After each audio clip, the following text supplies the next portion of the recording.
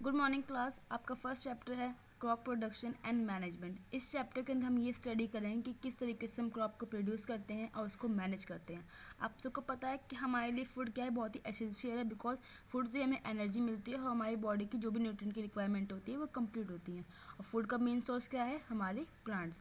तो इस चैप्टर के अंदर हम यही पढ़ेंगे हम किस तरीके से क्रॉप्स को प्लांट करते हैं और उनसे अपनी नीड्स की हमारी जो फूड की नीड है वो फुलफिल होती है, और किस तरीके से हम क्रॉप्स को जो हमने लास्ट के लिए अपने क्रॉप्स प्लांट किए हैं उसको मैनेज करते ताकि उसकी लाइफ लॉन्ग लाइफ बनी रहे।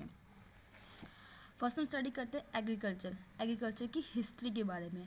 हम जानते हैं कि जो एंशियंट टाइम पे जो नोमैडिक होते थे, जो कि बंजारे होते थे, एक जगह दूसरे पे घूमते रहते थे, उनके लिए फूड और शेल्टर की सर्च में वो एक जगह दूसरे पर ट्रैवल करते थे और प्रॉपर एक जगह पर रह के वो कोई भी रहते नहीं थे। इस तरीके से जो रॉ फ्रूट और वेजिटेबल्स होते थे उसको एनिमल हंट करते थे, रॉ फ्रूट और वेजिटेबल्स खाते थे, और धीरे धीरे क्या हुआ, उन्होंने स्टार्ट की जगह पे सेटल होना और फार्मर्स बनना स्टार्ट किया, और उन्होंने एक पर्टिकुलर लैंड का पीस लेके उस पर कल्टीवेशन स्टार्ट की और रीस वीट और टाइप के फूड क्रॉप्स को कल्टीवेट करना स्टार्ट किया। इस तरीके से एग्रीकल्चर की बिगिनिंग हुई है। तो एग्रीकल्चर क्या है, एक ऐसा साइंस है जो कि डील करता है प्लांट की ग्रोथ से और एनिमल्स फॉर ह्यूमन यूज़। इसे हम क्या बोलते हैं, एग्रीकल्चर। इसके अंदर हम प्लांट्स को भी कंसिडर करेंगे और एनिमल्स को भी कंसिडर करेंगे कि किस तरीके से हम इसको प्रॉपर मैनेज करके अपनी ह्यूमन की रिक्वायरमेंट की नीड को फुलफिल करते हैं और इनको भी प्रोटेक्ट करते हैं, प्लांट्स और एनिमल्स को भी। Next is crop plants. जो क्रॉप क्या होता है, हम सेम टाइप के प्लांट्स बहुत लार्ज स्केल पे ग्रो करते हैं और कल्टीवेट करते हैं, उसे हम क्या बोलते हैं, क्रॉप बोलते हैं। पर्टिकुलर सीजन पे, पर्टिकुलर टाइम पे हम लार्ज स्केल पे जब हम प्लांट्स को ग्रो करते हैं या कल्टीवेट करते हैं उसे हम बोलते हैं क्रॉप। आपने कई सारे वीट के फील्ड भी देखे होंगे, राइस की फील्ड भी देखे होंगे, वो सारे हमारे क्या हैं, क्रॉप से। इंडिया जो है ये बहुत ही वास्ट कंट्री है, बहुत टाइप के हमें क्लाइमेटिक कंडीशन इसमें देखने को मिलते हैं। इसी तरीके से अलग अलग क्लाइमेटिक कंडीशन के अंदर हमें अलग अलग टाइप के क्रॉप्स भी देखने को मिलते हैं। और फर्स्ट जो हमारा क्रॉप हमने प्लांट किया था वो क्या था, सीरियल थे, जिससे कि हमें गेन्स मिले।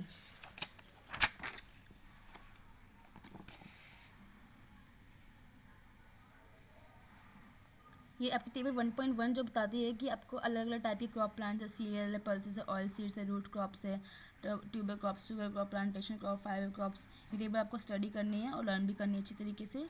नेक्स्ट इज खरीफ क्रॉप और रबी क्रॉप्स। टू टाइप्स की मेनली क्रॉप होते हैं, खरीफ क्रॉप और रबी क्रॉप। जायद क्रॉप भी होती है। खरीफ क्रॉप में क्या होता है, मानसून के बिगिनिंग में स्टार्ट होते हैं, हम उसको सो करना स्टार्ट करते हैं और जून और जुलाई में हम इसकी सीड को सो करते हैं सॉइल में, और सितंबर और अक्टूबर में इसको हार्वेस्ट करते हैं, कट करते हैं। एग्जांपल क्या क्या हैं, पैडी, मेज, सोयाबीन, ग्राउंडनट, कॉटन एटसेट्रा। वही जो रबी क्रॉप्स हैं ये क्या है, विंटर सीजन में हम इनको प्लांट करते हैं और अक्टूबर दिसंबर के टाइम पे, और मार्च और अप्रैल के टाइम पे हम इनको कट करते हैं। एग्जांपल से क्या है, वीट, ग्राम, पी, मस्टर्ड, लिंसिन। ठीक है, अलग अलग क्लाइमेटिक कंडीशन में मेनली समर प्लांट्स होते हैं, समर क्रॉप्स होते हैं, और ये विंटर क्रॉप्स होते हैं। अब कुछ बेसिक एग्रीकल्चर प्रैक्टिसेस क्या होती है, ऐसी एक्टिविटीज़ होती हैं जो कि एग्रीकल्चर में इन्वॉल्व होती हैं फॉर ऑल द रिक्वायरमेंट जो कि एग्रीकल्चर प्रैक्टिस से रिलेटेड होती है। फॉर एग्जाम्पल जैसे आप देखो यहाँ पे एक हेल्दी क्रॉप को क्या क्या चाहिए, आपको ऑक्सीजन, सनलाइट, वाटर और न्यूट्रिएंट। सॉइल से हमें सब चीज़ें चाहिए होती है। इस तरीके की सारी नीड को फुलफिल करने के लिए कुछ हम प्रैक्टिसेस, कुछ हम काम करते हैं, एक्टिविटीज़ करते हैं, जिसे हम क्या बोलते हैं, एग्रीकल्चर प्रैक्टिसेस। दोबारा बता रही हूँ मैं, इन सारी नीड्स को फुलफिल करने के लिए हम जो एक्टिविटीज़ करते हैं एग्रीकल्चर से रिलेटेड उसे हम बोलते हैं agriculture practices. One by one हम स्टेप्स के बारे में पढ़ेंगे। फर्स्ट स्टेप आपका प्रिपरेशन ऑफ सॉइल। किस तरीके से हम अपने सॉइल को प्रिपेयर करते हैं। हमें पता है कि जो फार्मिंग हम करते हैं उसके लिए मेन बेस क्या है, सॉइल है। अगर सॉइल ठीक नहीं होगी तो हमारा जो क्रॉप है वो हेल्दी ग्रोथ नहीं करेगा। तो सॉइल जो है मेन सोर्स है न्यूट्रिएंट का प्लांट्स के लिए। जब हम सॉइल को प्रिपेयर करते हैं उसके लिए फर्स्ट हमें क्या करना पड़ता है कि जो सॉइल के अंदर जो क्रम्स होते हैं, बड़े बड़े जो टुकड़े होते हैं, उसको हमें स्मॉल पीसेस में कन्वर्ट करना होता है और सॉइल को बिल्कुल लेवल करना होता है, जिससे कि जब भी हम इरीगेशन करें या फिर सीड्स को सो करें उसके अंदर, तो इससे क्या वो अनलेवल ना हो या ठीक से डिस्ट्रीब्यूट हो जाए और अच्छी तरह से पूरी सीड्स जो है प्लांट हो जाए। इसके लिए हमें सॉइल के क्रम को ब्रेक करना होता है, और सॉइल क्रम को ब्रेक करना या फिर सॉइल को जो हम लेवल करते हैं किसके थ्रू करते हैं, कई सारे जो इक्विपमेंट्स होते हैं, जिस जो प्रोसेस होता है जिसके अंदर हम सॉइल को लेवल करते हैं, ऐसे क्रम्स को ब्रेक करते हैं, उसे हम क्या बोलते हैं, टिलिंग और प्लोइंग। इस प्रोसेस के अंदर क्या होता है, हम सॉइल को लूज़ करते हैं, टर्न करते हैं और उसको लेवल करते हैं। अब हम देखेंगे कि आखिरकार लूजनिंग और टर्निंग ऑफ सॉइल से होता क्या है। ये हेल्प करता है रूट को डीपली सॉइल के अंदर जाने के लिए और सॉइल को होल्ड करने के लिए, और इसके अलावा ये सॉइल को अलाउ करता है कि रूट इजीली ब्रीथ रूट को अलाउ करता है कि इजीली ब्रीथ कर सके। इसके अलावा वो माइक्रोब जो होते हैं उसको वो भी जो सॉइल के अंदर प्रेजेंट होते हैं, जो टिलिंग और प्लॉइंग होता है उसके थ्रू क्या होता है कि अर्थवॉर्म माइक्रोब्स की ग्रोथ बढ़ती है और वो इजीली उसके अंदर ह्यूमस को ऐड करता है। अगर हम चाहते हैं कि हमारी सॉइल बिल्कुल फर्टाइल हो तो ह्यूमस उसके अंदर मेन कंपोनेंट है जो कि होना चाहिए प्रॉपर क्वांटिटी के अंदर।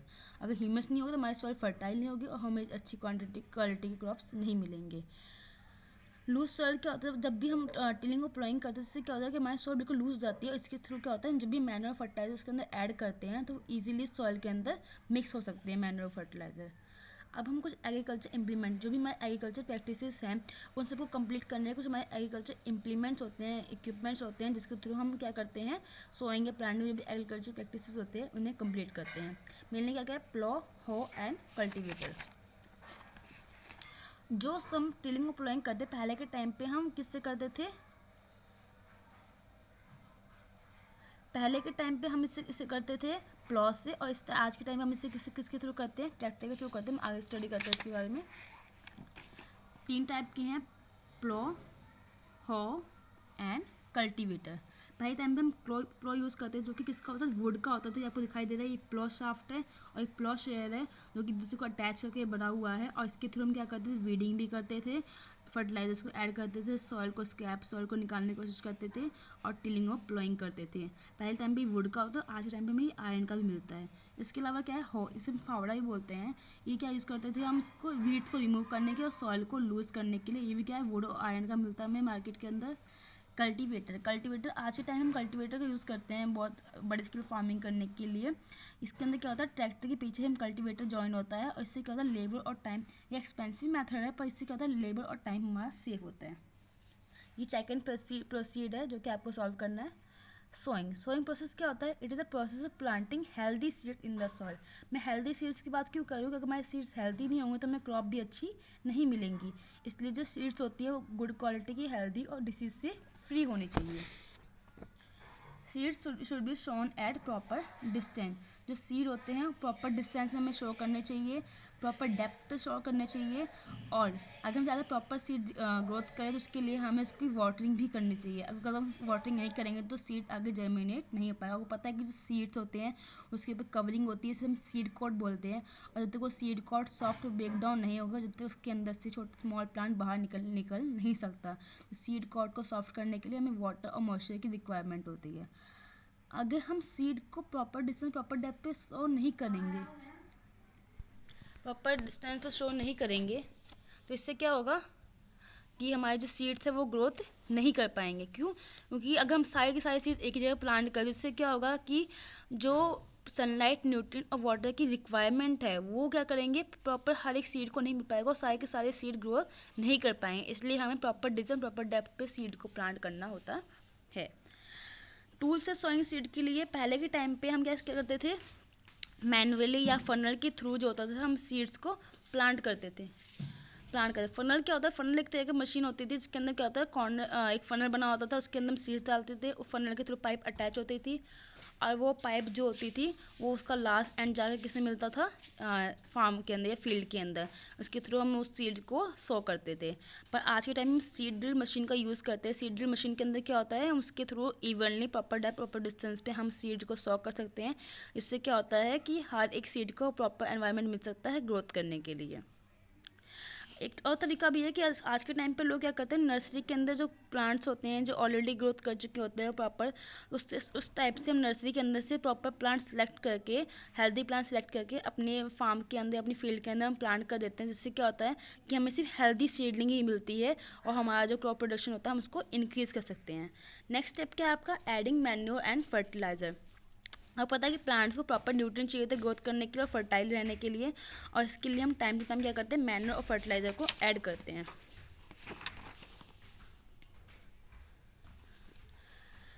प्लांट्स को मिनरल्स जो मिलते हैं सॉइल से मिलते हैं, और टाइम टू टाइम हमें सॉइल को रिचार्ज करना पड़ता है न्यूट्रिएंट और मिनरल से। न्यूट्रिएंट और मिनरल रिचार्ज करने के लिए हम उसके अंदर क्या करते हैं, मैन्योरिंग करते हैं। टू टाइप्स से हम कर सकते हैं, मैन्योर और फर्टिलाइजर, दोनों को सॉइल के अंदर जब ऐड करते हैं, इससे क्या होता है कि उसकी जो रिक्वायरमेंट है न्यूट्रिएंट और मिनरल की वो फुलफिल होती है। मैन्योर जो है वो क्या है, ऑर्गेनिक सब्सटेंस है जो कि हमें डेड प्लांट और एनिमल वेस्ट से मिलता है, और ये हमारा नेचुरल। वहीं हमारा फर्टिलाइज़र क्या है, वो मैन मेड केमिकल सब्सटेंस है जिसके अंदर मेनली NPK फर्टिलाइजर्स होते हैं, नाइट्रोजन, फॉस्फेट और पोटेशियम। मैन्योर जो ऑर्गेनिक सब्सटेंस है ये हमारी सॉइल के लिए बहुत ही यूज़फुल होता है और ह्यूमस को इंक्रीज करता है। वहीं अगर हम फर्टिलाइजर का एक्सेस यूज़ करें तो ये हमारी सॉइल को हार्म भी कर सकता है, इसलिए हमें इसका एक्सेस यूज़ नहीं करना चाहिए। जो मैन्योर होता है हमें नेचुरली एनवायरनमेंट से मिलता है, वहीं फर्टिलाइजर हमें क्या मिलते हैं, फैक्ट्रीज मेकिंग सब्सटेंस हैं। ये कुछ डिफरेंशिएट दे रखा है, डिफरेंस दे रखे हैं, आपको स्टडी करने हैं। हम पढ़ते हैं कि मैन्योर्स के एडवांटेजेस क्या होते हैं comparison to fertiliser.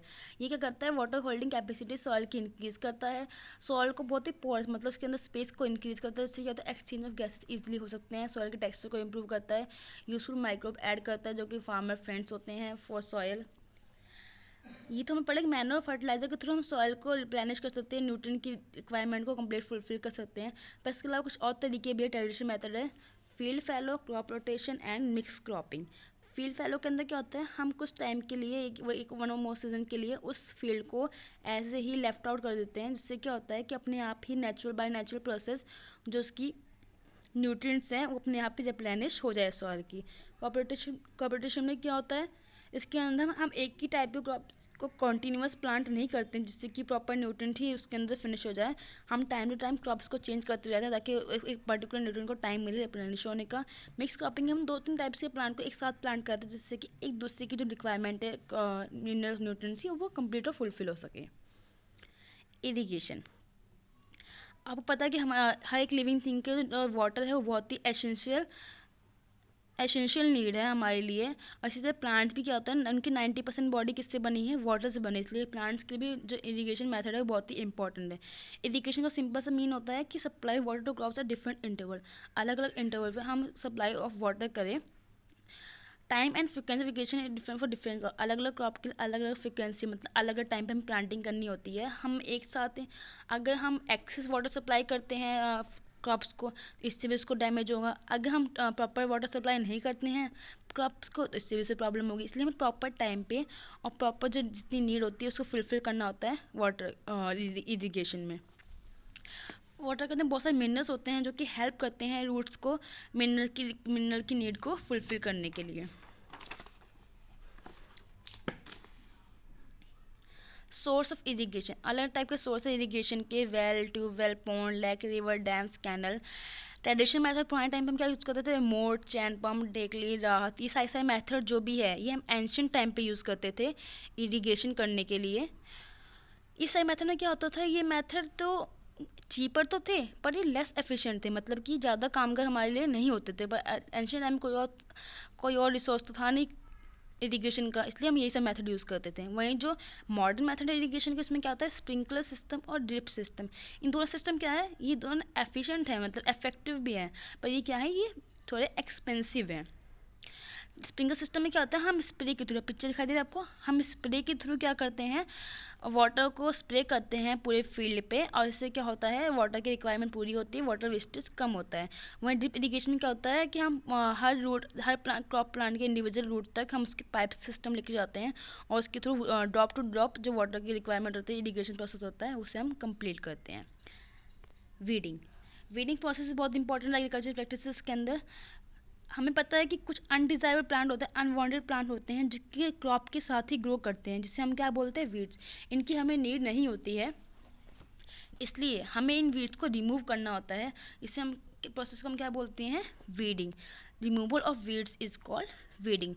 Weeding necessary क्यों होती है, क्योंकि जो भी हम मिनरल सनलाइट और प्लांट्स को मिलता है, मिनरल सनलाइट वाटर या जो भी मैन्योर फर्टिलाइजर से जो भी न्यूट्रिएंट्स मिलते हैं वो ये सब वीड्स भी यूज़ करते हैं, जिससे क्या होता है कंपटीशन इंक्रीज होता है इनको ग्रैब करने में। तो इसलिए हम जब वीड्स को रिमूव करते हैं तो प्रॉपर प्लांट उन सारे मिनरल्स न्यूट्रिएंट्स को सनलाइट को यूज़ कर सकते हैं।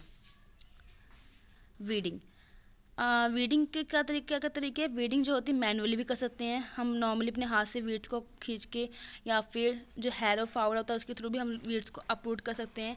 सीड ड्रिल का हम यूज़ कर सकते हैं, जिसके थ्रू क्या होता है हम वीड्स को अपलोड कर सकते हैं। वीडिंग इज आउटन by spraying special chemical called weedicide. जो वीडिंग होता है किसके थ्रू होता है, वीडीसाइड, मतलब कि कुछ केमिकल्स होते हैं जिसको हम स्प्रे करते हैं, जिससे कि थ्रू क्या होता है सारे सारे जो वीड्स होते हैं वो अपने आप ही अपरूट हो जाते हैं, और इससे क्या होता है प्लांट्स को भी, क्रॉप्स को भी डैमेज नहीं होता है। बेस्ट टाइम जो होता है रिमूवल सीड्स का वो कब होता है, जब फ्लावर और सीड्स वीड्स के अंदर ना आए हों, उससे पहले ही हमें उसको वीडीसाइड स्प्रे कर देना चाहिए। पर जो वीडीसाइड होते हैं बहुत हार्मफुल होते हैं हम ह्यूमन बींग्स के लिए, इसलिए जब भी हम वीडीसाइड करें हमें प्रॉपर तरीके से अपने आप को प्रोटेक्ट करना चाहिए, अपने माउथ और अपनी नोज़ को। Next step is harvesting.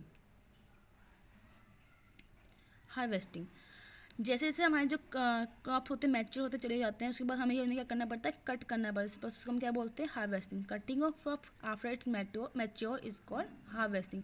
Harvesting में हम क्या होता है, मैच्योर क्रॉप को हम बहुत ही ग्राउंड के क्लोज जाके उसको वहाँ से कट कर देते हैं। ये बहुत ही इंपॉर्टेंट टास्क है। एंशियंट टाइम पे हम सिकल, जो हसिया होता था, इसका यूज़ करते थे क्रॉप को कट करने के लिए। पर आज के टाइम पे हार्वेस्टर मशीन भी आते हैं जिसके थ्रू हम क्या करते हैं, क्लोजली ग्राउंड के पास जाके उसको हम कट कर सकते हैं क्रॉप को ग्राउंड से। उसके बाद फर्स्ट तो हमें क्या करना होता है कि हमें क्रॉप को कट करना है फील्ड से। सेकंड क्या होता है कि हमें जो क्रॉप प्लांट्स होते हैं उसके अंदर से ग्रेन को अलग करना होता है, ग्रेन को सेपरेट करना। मतलब वीट के क्रॉप को हमने कट किया फील्ड में से, तो वीट के क्रॉप के अंदर में जो वीट के ग्रेन्स होंगे वो हमें भी सेपरेट करने होंगे। इस प्रोसेस को हम क्या बोलते हैं, थ्रेशिंग बोलते हैं। पहले के टाइम पे हम ऑक्स और बफेलो का यूज़ करते थे थ्रेशिंग करने के लिए, जब वो वॉक करते थे इन कट क्रॉप्स के ऊपर, जिससे क्या होता था क्रॉप अलग हो जाता था और जो हमारे वीट्स होते थे वो अलग ही गिर जाते थे। पर आज के टाइम पे हम कंबाइनर मशीन होती है उसका हम यूज़ करते हैं। कंबाइनर मशीन के अंदर क्या होता है, देखिए आप ध्यान से देख सकते हैं, कंबाइन मशीन है, इसके अंदर क्या होता है हम डायरेक्टली क्रॉप को कट करते हैं और देन उसके बाद क्या होता है साथ ही साथ वो ग्रेन से क्रॉप होता है वो अलग होता चला जाता है। जो थ्रेशिंग प्रोसेस होता है पहले टाइम पे, आज के टाइम पे वो लोग विनोइंग मेथड यूज़ करते हैं। शेफ क्या होता है, जो भी यूज़ करते हैं भूसा होता है या फिर एक्स्ट्रा जो पार्टिकल्स होते हैं उनको सेपरेट करने के लिए हम विनोइंग मेथड यूज़ करते हैं, और with the help of air direction हम उसको साफ़ करते हैं उसके अंदर से शेफ को।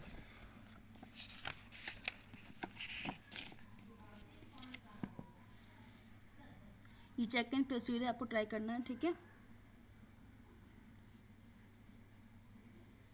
स्टोरेज, नेक्स्ट स्टेप आपका क्या है, स्टोरेज। प्रोडक्शन करने के बाद क्या होता है हमें क्रॉप और ग्रेन को स्टोर भी करना पड़ता है। इसके ये हमारा बहुत ही इंपॉर्टेंट टास्क है। क्यों, क्योंकि हम उसको प्रॉपर स्टोर नहीं करेंगे तो इसकी लाइफ लॉन्ग नहीं रहेगी, क्योंकि मॉइस्चर, इंसेक्ट, रैट और माइक्रो ऑर्गेनिज्म होते हैं इस पर अटैक कर सकते हैं। और हमें ये भी इंपॉर्टेंट है कि हम स्टोर करने से पहले, हार्वेस्ट करने के बाद प्रॉपर ड्राई करें उन क्रॉप्स ग्रेन्स को, जिससे क्या हो माइक्रो ऑर्गेनिज्म इन पर अटैक नहीं कर पाए। क्योंकि अगर हमारे ग्रेन्स जो वेट रहेंगे या थोड़े बहुत भी ड्राई नहीं रहेंगे, इससे क्या होगा माइक्रो ऑर्गेनिज्म इजीली इस पर अटैक कर सकते हैं और उसको स्पॉइल कर सकते हैं। इसलिए प्रॉपर हमें उन्हें सन के नीचे ड्राई करना चाहिए, और इंसेक्ट, पेस्ट, बैक्टीरिया, फंगी से के अटैक से उन्हें बचाना चाहिए। इसलिए हम क्या करते हैं, उनको स्टोर करते हैं जूट और मेटली बैग के अंदर। और बहुत अगर हम लास्ट के लिए इनको स्टोर करते हैं तो उसके लिए हम सेलोस और ग्रेनुल्स का यूज़ करते हैं, जो कि प्रोटेक्ट करती है उनको रोडेंट और इंसेक्ट से। बहुत से लोग बहुत सारे पेस्टिसाइड भी डालते हैं ताकि उसको पेस्ट से हमसे प्रोटेक्ट कर सकें। Food from animals. अब हम बात करेंगे एनिमल हस्बेंड्री की। एनिमल हस्बेंड्री क्या एग्रीकल्चर की ब्रांच है जो कि डील करता है, मैनेजमेंट और केयर करता है किसकी, फार्म एनिमल्स की फॉर ह्यूमन प्रॉफिट, ठीक है। अब एनिमल्स को हम किस तरह प्रोटेक्ट करते हैं, किस तरह उनका यूज़ करते हैं अपनी नीड को फुलफिल करने के, इसके बारे में ध्यान देंगे। इसके अंदर क्या होता है, उनकी जो जेनेटिक क्वालिटीज होती है, उनकी स्पीशीज़ होती है, उसको भी हम प्रोटेक्ट करते हैं, उसको हम हार्म नहीं करते, उनके बिहेवियर को समझते हैं और उस बिहेवियर को समझते हुए ही अपनी नीड को हम फुलफिल करते हैं और ह्यूमन के लिए एडवांटेजेस बनाते हैं। बहुत सारे एनिमल्स हैं, एनिमल हस्बेंड्री के हम यूज़ करते हैं, cow, buffalo, goat, sheep, camel, horse, hen, इन सबको हम ईयर मतलब पालते हैं और उनकी अच्छी तरह ग्रोथ करवाते हैं, स्पीशीज इंक्रीज करने की कोशिश करते हैं। कुछ कैटेगरीज हैं हमारे एनिमल हस्बेंड्री के अंदर। फर्स्ट है लाइफ स्टॉक। लाइफ स्टॉक के अंदर क्या होता है, जो milk animal, milk producing animal है, या फिर जो कैरेज लोड कैरी करते हैं, डॉट एनिमल, जो मीट प्रोवाइड एनिमल्स होते हैं, उनको और सारे हमारे लाइफ स्टॉक के अंदर आते हैं और उसको हम कोशिश करते हैं उनकी केयर करने की। पोल्ट्री के अंदर हम हैन और डक की फार्मिंग करते हैं, फिशी कल्चर के अंदर हम फिश की फार्मिंग करते हैं, सेरी कल्चर के अंदर हम सिल्क मोथ की फार्मिंग करते हैं, एमी कल्चर के अंदर हम हनी बीज की फार्मिंग करते हैं। तो इस चैप्टर के अंदर हमने पूरा ये पढ़ा कि हम किस तरीके से क्रॉप को प्रोड्यूस करते हैं, क्रॉप को मैनेज करते हैं, एग्रीकल्चर प्रैक्टिसेस होते हैं। क्योंकि अगर हम प्रॉपर टाइम पे सारे एग्रीकल्चर प्रैक्टिस नहीं करेंगे तो इससे क्या होगा, हमें हेल्दी क्रॉप नहीं मिलेंगी। Okay class.